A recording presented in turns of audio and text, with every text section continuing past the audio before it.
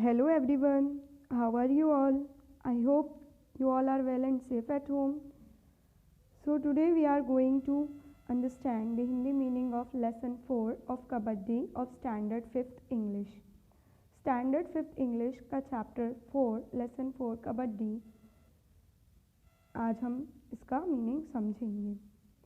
Page number 20 lesson 4 kabaddi. Kabaddi क्या है? कबड्डी एक गेम है, स्पोर्ट्स है जो रूरल एरियाज़ में हमारे इंडिया में खेला जाता है. एक ट्रेडिशन भी है, ग्रामीण क्षेत्रों में खेला जाता है ज़्यादातर. तो चैप्टर स्टार्ट करने से पहले some questions related to this chapter are given here. कुछ क्वेश्चंस दिए हुए हैं. क्या दिए हुए हैं? ये आपसे पूछा जा रहा है, what game do you play? कौन सा गेम आप खेलते हैं? तो आप यहाँ बता सकते हैं जो भी गेम आप खेलते हैं या खेलना पसंद करते हैं. What is our national game? हमारा राष्ट्रीय गेम कौन सा है, राष्ट्रीय खेल कौन सा है? आपको पता ही होगा, हॉकी. तो वो हम यहाँ लिखेंगे. Question third, can you tell the names of some games played in rural areas? क्या आप ग्रामीण क्षेत्रों में खेले जाने वाले कुछ खेलों के नाम बता सकते हैं? रूरल का मतलब होता है ग्रामीण, गांव का मतलब जो गांव से रिलेटेड हो. तो गांव में खेले जाने वाले ऐसे कई गेम हैं जिनका नाम आपको पता होगा, जिनमें से एक हम आज पढ़ने वाले हैं जो है कबड्डी. जैसे एक पिक्चर बना हुआ है, कुछ बच्चे हैं यहाँ पर, बॉयज़ एंड गर्ल्स. उनके साथ एक उनके स्पोर्ट्स टीचर हैं मिस्टर सोलंकी, जिनके बारे में हम यहाँ पढ़ेंगे. और एक गवर्नमेंट स्कूल की पिक्चर बनी है. ये लोग सभी प्लेग्राउंड में इकट्ठा हुए हैं, अपने टीचर से कुछ बातचीत कर रहे हैं. चलिए स्टार्ट करते हैं. It was the festival of Nag Panchami. The village people of Sandalpur had gathered around the playground of the middle school. This was the place where the wrestling competition was to be held. Such events are organized in accordance with a time-honored custom of the society. Festival की बात की जा रही है. ये किस समय की बात हो रही है? नाग पंचमी त्यौहार की बात हो रही है. ये कौन सा समय चल रहा है? इस लेसन के अकॉर्डिंग नाग पंचमी त्यौहार. नाग पंचमी का नाम आपने सुना होगा. हिंदू धर्म में मनाया जाने वाला ये एक प्रमुख त्यौहार है. और इस दिन ये सावन के माह में आता है हिंदू पंचांग के अनुसार. और इस दिन नाग देवता की पूजन की जाती है, सर्प की पूजन की जाती है और उनको दूध से स्नान कराया जाता है और व्रत भी रखा जाता है. तो ये गांव का एक सीन बता रहे हैं. गांव में एक त्यौहार था नाग पंचमी, उसके बारे में बात की जा रही है. और गांव के सभी लोग, संदलपुर गांव के सभी लोग वहाँ इकट्ठा हुए हैं. कहाँ पर इकट्ठे हुए हैं? मिडिल स्कूल के ग्राउंड के मैदान के आसपास इकट्ठा हुए, जमा हुए हैं. गैदर मतलब इकट्ठा होना, प्लेग्राउंड खेल का मैदान, और स्कूल में इकट्ठा हुए हैं. This was the place where the wrestling competition was to be held. ये एक ऐसी जगह है जहाँ पर रेसलिंग कॉम्पिटिशन होता है, आयोजित किया जाता है. रेसलिंग कॉम्पिटिशन होने वाला था. रेसलिंग का मतलब होता है कुश्ती, कुश्ती की प्रतियोगिता. Such events are organised. इस तरह के इवेंट्स मतलब आयोजन. इवेंट्स का मतलब होता है आयोजन या स्पर्धा का. इसको ऑर्गेनाइज किया जाता है, इनका संगठन किया जाता है, इन्हें करवाया जाता है. किसके अनुसार? Time honoured custom of the society. हमारे समाज का ये कौन सा है? टाइम ऑनर्ड का मतलब होता है जो लंबे समय तक चले या लंबे समय से चलने वाला, और कस्टम का मतलब होता है रिवाज. तो लंबे समय से चलने वाले रिवाज के अनुसार, हमारे समाज के लंबे समय से चलने वाले रिवाज के अनुसार इस तरह के कुछ इवेंट्स का ऑर्गेनाइजेशन किया जाता है, आयोजन किया जाता है. After the competition Anil, Sunil, Ravi, Bhola, Asif, Charu, Mala, Rohit and some other friends were eager to enjoy themselves. प्रतियोगिता के बाद यहाँ कुछ बच्चों के नाम लिखे हुए हैं. अनिल, सुनील, रवि, भोला, आसिफ, चारू, माला, रोहित और कुछ और दोस्त एंजॉय कर रहे थे, अपने आप से ही मज़े कर रहे थे. और ईगर का मतलब होता है उत्सुक, जानने के लिए आतुर, जिन्हें कुछ जानने की इच्छा हो. वो बहुत ईगर थे कुछ जानने के लिए. वो क्या बात थी और क्या चीज़ वो एंजॉय कर रहे थे वो हम आगे देखेंगे. So they went for a picnic. इसलिए वो लोग कहाँ चले गए? एक पिकनिक के लिए चले गए. To the nearby dam. Nearby का मतलब होता है पास के डैम मतलब बांध पर पिकनिक के लिए चले गए अपने sports teacher with their sports teacher mister Solanki. अपने स्पोर्ट्स टीचर के साथ, स्पोर्ट्स टीचर क्या होते हैं, जो स्पोर्ट्स करवाते हैं, गेम्स खिलवाते हैं, गेम्स के लिए आपको ट्रेन करते हैं स्कूल में, उनका नाम था क्या, मिस्टर सोलंकी। उनके साथ वो लोग सभी पिकनिक पर चले गए अपने पास के डैम में। They set on the ground and proposed to do something. वो लोग सभी मैदान में बैठ गए और प्रपोज का मतलब यहाँ पर है प्रस्ताव रखा, कुछ करने का प्रस्ताव उन्होंने अपने टीचर के सामने रखा। वो लोग सोच रहे थे कि हम लोग कुछ करते हैं। चलिए नेक्स्ट पेज की तरफ चलते हैं, पेज नंबर 21 पर। यहाँ पर कुछ कन्वर्सेशन दी हुई है, बातचीत। अनिल ने क्या कहा, it's a nice ground isn't it. बहुत अच्छा मैदान है ये, है ना। इजंट इट का मतलब होता है मतलब कुछ किसी से कुछ पूछते हैं ना, मैं सही कह रहा हूँ ना। What about playing some game, आपका क्या ख्याल है, कुछ गेम्स खेलने चाहिए हमें, पूछता है अनिल। तो आसिफ बोलता है, it is a good idea, अच्छा विचार है, अच्छा आइडिया है। The place is really very nice, ये जगह सच में बहुत अच्छी है। And that is why I too feel like playing some game, और इसलिए मुझे भी ऐसा लग रहा है कि हमें कुछ गेम खेलना चाहिए। फिर से अनिल बोलता है, what game do you want to play, कौन सा गेम तुम खेलना चाहते हो। फिर आसिफ उसे रिप्लाई करता है, Asif, I want to play a game which is very popular in our villages. मैं एक ऐसा गेम खेलना चाहता हूँ जो हमारे गांव में बहुत ज़्यादा फेमस है, बहुत प्रसिद्ध है, पॉपुलर है। फिर अनिल पूछता है, व्हाट्स दैट, वह कौन सा है, वह क्या है।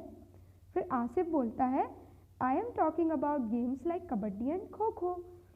मैं ऐसे गेम्स के बारे में बात कर रहा हूँ जैसे कि कबड्डी और खो खो के बारे में, जो बहुत प्रसिद्ध हैं। सुनील कहता है, why don't we choose any of them, हम इन दोनों में से कोई एक क्यों नहीं चुन सकते, या हम एक चुन लेते हैं और फिर उसके बाद खेलते हैं।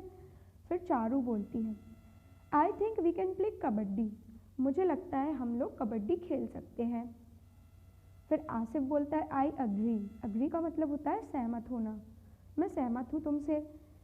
Kabaddi is a game which keeps us fit and healthy, kabaddi एक ऐसा खेल है जो हमें स्वस्थ रखता है, हमें योग्य रखता है, हमें फिट रखता है।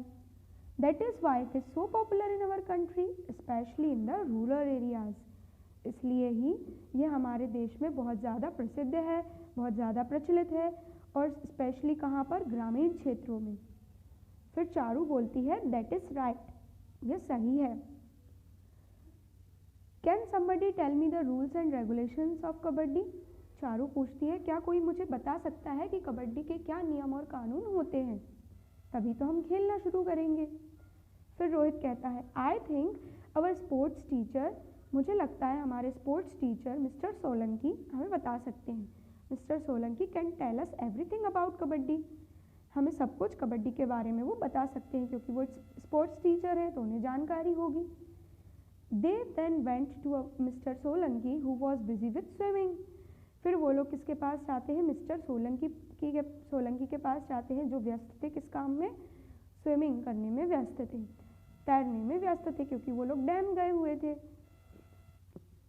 अनिल बोलता है, sir could you please tell us the rules and regulations of kabaddi, sir क्या आप हमें बता सकते हैं कबड्डी के जो नियम कानून होते हैं उनके बारे में, क्या आप हमें बता सकते हैं प्लीज़।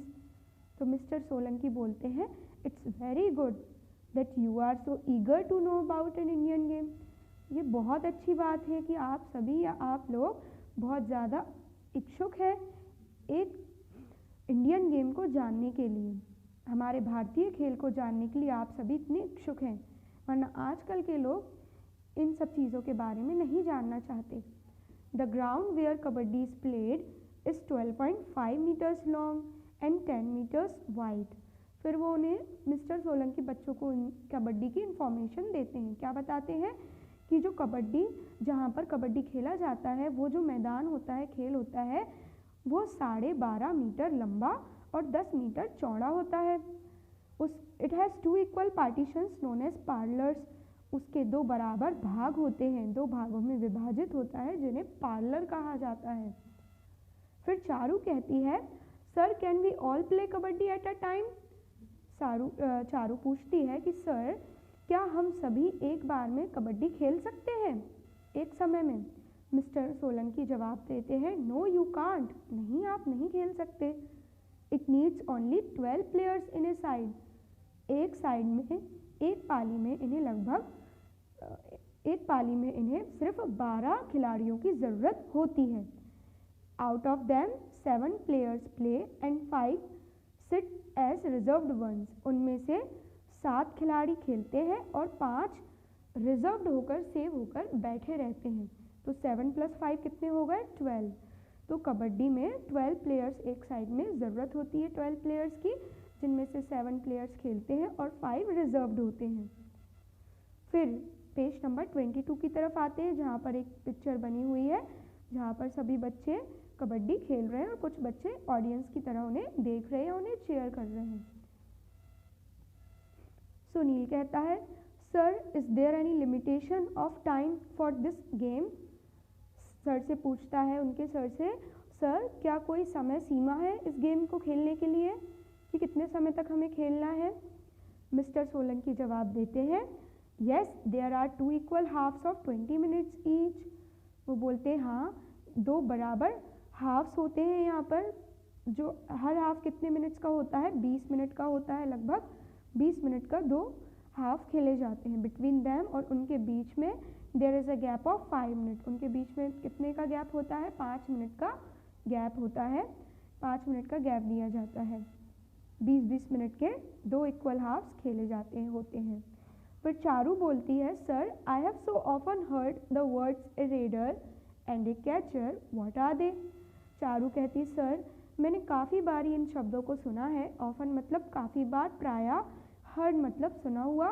कौन कौन से शब्द सुने हैं उसने, ए रेडर एंड ए कैचर, एक रेडर होता है और एक कैचर होता है। व्हाट आर दे, वो क्या होते हैं, इनका क्या मतलब होता है। मिस्टर सोलंकी जवाब देते हैं a raider is one who goes to the other parlour queuing kabaddi kabaddi kabaddi. Raider वो व्यक्ति होता है, वो खिलाड़ी होता है जो दूसरे पार्लर में खेलने के लिए जाता है, और क्यूइंग का मतलब होता है बोलना या किलकारी करना। क्या बोलते हुए जाता है कबड्डी कबड्डी कबड्डी। फिर देखिए डैश डैश लगा हुआ है, मतलब ये इस तरह से साउंड करते, इस तरह से चिल्लाते हुए कबड्डी कबड्डी कहते हुए जाते हैं, जो आपने आमतौर पर सुना होगा, खेला भी होगा। तो जो कबड्डी कबड्डी कहता हुआ जाता है उसे कहते हैं raider. And stays there till a single breath last, और वहाँ तब तक रुकता है जब तक कि उसकी सांस नहीं रुक जाती।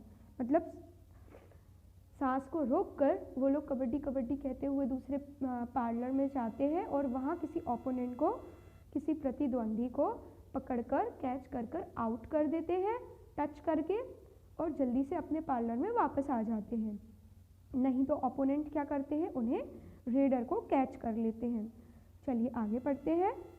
तो कबड्डी कबड्डी कहता हुआ जो जाता है दूसरे पार्लर में और वहाँ पर अपनी सांस को रोक कर रखता है, उसे कहते हैं रेडर। ड्यूरिंग दिस स्टेज, जब तक कि वो वहाँ रुकता है उस दौरान, he tries to get the opponent, वो क्या कोशिश करता है, रेडर ये कोशिश करता है कि जो उसके ओपोनेंट हैं, जो उसके अपोजिट साइड उल्टी तरफ खेल रहे हैं, जो उसके प्रतिद्वंदी है, उन्हें आउट कर दे, उन्हें छू कर टच करके उन्हें आउट कर दे। कौन आउट करेगा, रेडर टच करके उन्हें आउट करेगा। और ओपोनेंट का काम क्या होगा, the opponent who tries to catch the raider, opponent भी रेडर को कैच करने की कोशिश करेंगे कि उन्हें पकड़ ले, उनकी सांस को रोक पाए। तो उन्हें कहते हैं क्या, कैचर। जो कैच करेगा उसे क्या कहेंगे, कैचर। और रेडर जो कबड्डी कबड्डी कहता हुआ ग्राउंड में जाएगा। फिर अनिल कहता है sir what about the result, sir result के बारे में क्या होगा, हमारा क्या परिणाम निकलेगा खेल का। मिस्टर सोलंकी जवाब देते हैं the team which scores the maximum points in the allotted time wins the match.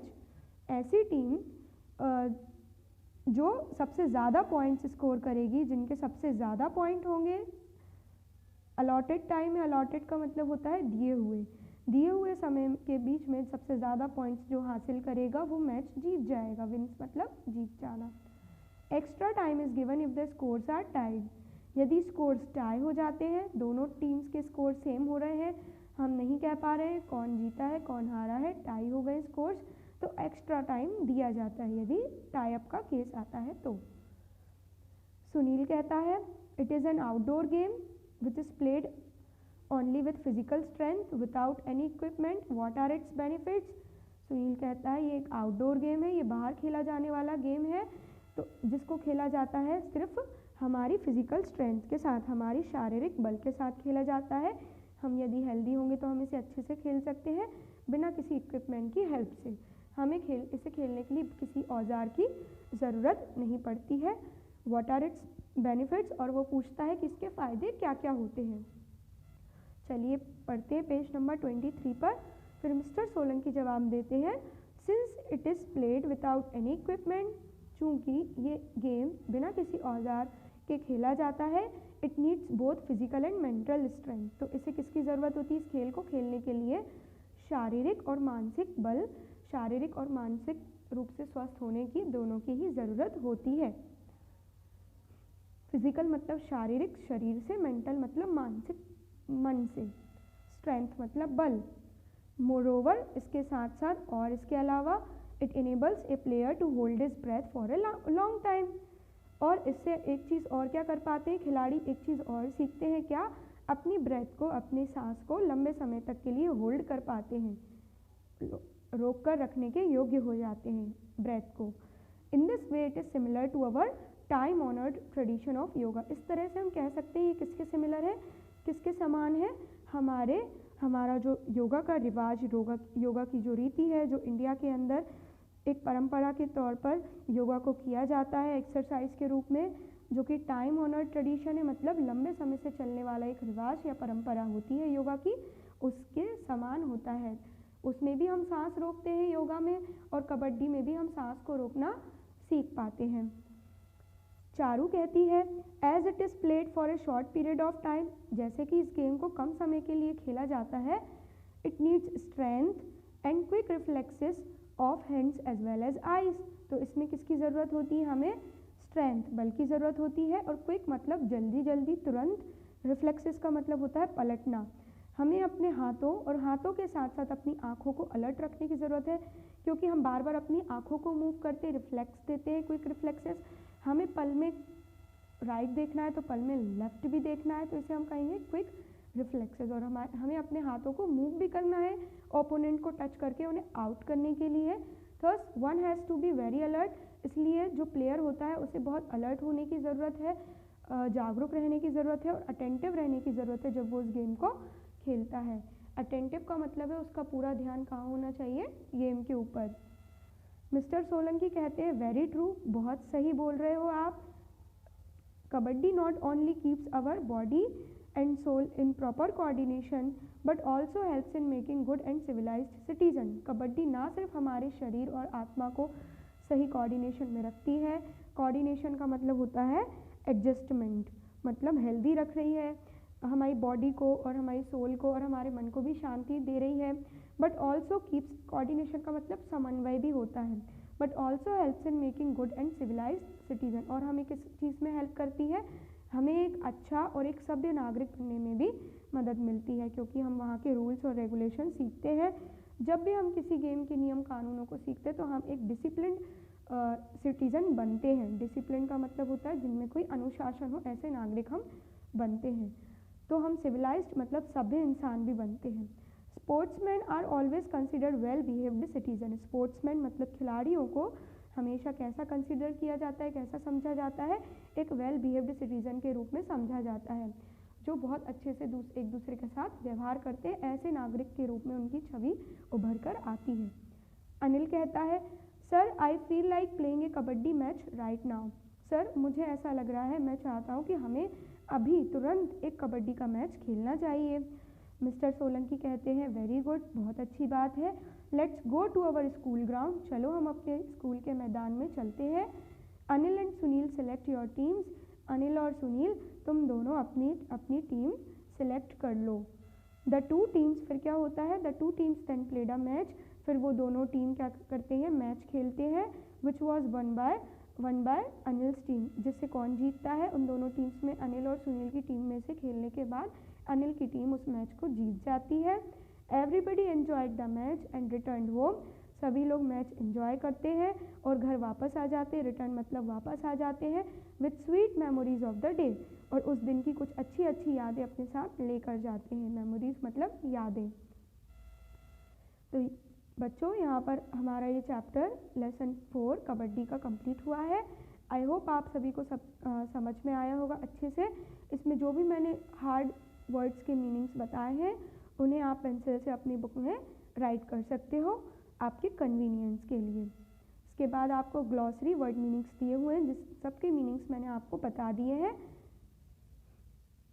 एक बार फिर से देख लेते हैं। कस्टम का मतलब होता है रिवाज। क्यूरियस का मतलब जिसे जानने की कोई इच्छा हो। ईगर का मतलब होता है उत्सुक, जो बहुत इंटरेस्टेड हो किसी चीज़ में। नियर बाय मतलब पास में। ट्रेडिशनल मतलब पारंपरिक। पार्लर मतलब कबड्डी का ground, half of the kabaddi ground. Kabaddi के दो पाले जो होते हैं उसे पार्लर कहते हैं। रेडर जो ऐसा खिलाड़ी जो दूसरे पार्लर में जाता है कबड्डी कबड्डी कहता हुआ। कैचर ऐसा खिलाड़ी जो रेडर को कैच करता है, उसे कैचर कहते हैं। ब्रेथ मतलब हमारी सांस जो हम लेते हैं जीवित रहने के लिए एयर से। ओपोनेंट मतलब हमारे अपोजिट खेलने वाला खिलाड़ी जो हमारे खिलाफ खेल रहा हो। स्ट्रेंथ मतलब ताकत या शारीरिक रूप से मजबूत होना, स्वस्थ होना। स्ट्रेंथ मतलब ताकत हो गया। और टाइम ऑनर्ड मतलब जो लंबे समय से चलता आ रहा हो। और रिफ्लेक्स मतलब हमारी बॉडी का रिस्पॉन्स करना, पलटना, बॉडी के हाव भाव, शरीर के हाव भाव। तो यहाँ पर आपके पेज नंबर 20, 21, 22 और 23 कंप्लीट होता है। इसके बाद हम मिलेंगे अपनी नेक्स्ट क्लास में, जिसमें हम इसके एक्सरसाइजेस को कंप्लीट करेंगे। We will meet very soon with our exercises of lesson 4 of Kabaddi. Till then, stay safe, stay home. Goodbye everyone. Have a nice day to you all. Thank you so much to join the class.